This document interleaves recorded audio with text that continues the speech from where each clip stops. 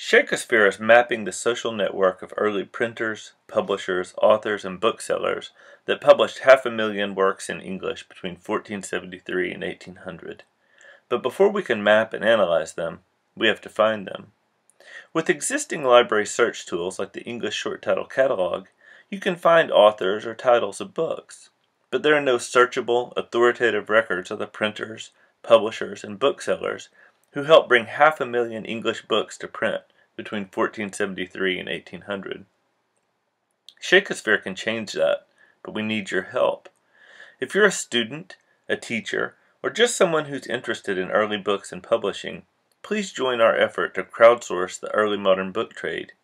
You'll get credit as a contributor to Shakeosphere, and you'll help transform our understanding of the books published by Shakespeare, Mary Wollstonecraft, Ben Franklin, and nearly every other writer who published in English during the first 350 years of print. First, you'll sign up for a username and password by going to Request an Account on our homepage. Since your username will be attached to all the records you create and serve as evidence of your contributions, you may want to use your full name. Choose any password you like. You'll get an email back from David Eichmann or myself, which will confirm your account. Once you've logged in with your username and password, there are two ways to begin. You may be interested in a particular person, like Thomas Creed, one of Shakespeare's first printers. If so, go to Identify People to generate a list of all the surnames in our database. Use Ctrl or Command F to search for the name you want, and click on the link for all the different forenames associated with this surname. Scrolling down, we find Thomas Creed, but we also find a hint of why librarians and researchers have been daunted by the prospect of creating a system that lets you search by printer, publisher, or bookseller, as well as author. Like Shakespeare and most of his contemporaries, Creed spelled his name a variety of different ways, and there's no consistency on the 500,000 title pages we mined to create these records. The title pages included T. Creed without a period, T. Creed, Th. Creed, Tho. Creed, and Thomas Creed. We've trained our natural language processors to recognize these as names of people, but the computer can't tell when two variants might refer to the same person. In fact, even a trained scholar staring at a database of names like this would usually be unable to tell whether they were the same person or unrelated individuals who happen to share an initial and a surname. And we haven't even begun to consider all the different surname spellings. But with the graphical interface we've developed, this complex problem becomes fairly simple.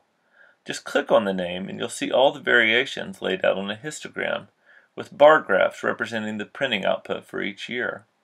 There are checkboxes for you to select P for the primary name or S for the secondary alias or variant. Here, I see quickly that my primary name, Thomas Creed, was printing from the 1580s to the 1620s, exactly the same time as these secondary aliases. I select P for Thomas Creed and S, or secondary, for all of these aliases.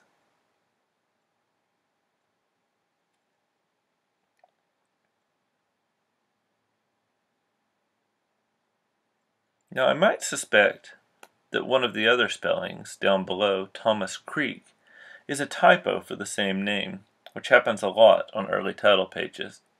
But I can quickly see this is not the case, since his activity is separated from Creed's by 40 years. For more confirmation, we've extracted and listed location information below, so you can see if a primary and secondary alias work from the same shop. Click Save to confirm, and the next time you visit the page for Creed, you'll notice that the variations have disappeared. They're still in our underlying data, but now they've been bound to the authority record, making it far easier for future students and researchers to see everything he printed with a single click. If you don't know where you'd like to begin, you can explore the data visually until you find someone who looks interesting. Clicking on Explore the Data generates a histogram of publications per decade.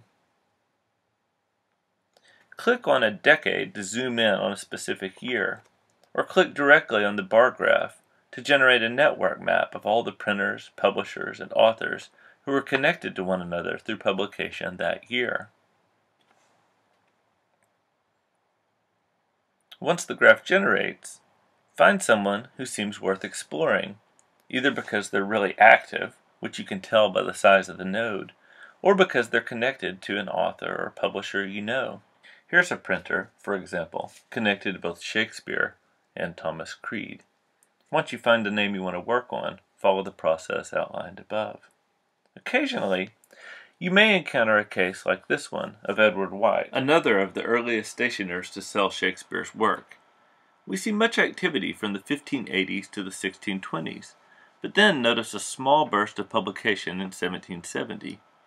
Common sense will tell us that no single printer was active for 150 years. If you see a gap of 30 years or more without activity, you're probably looking at two different people.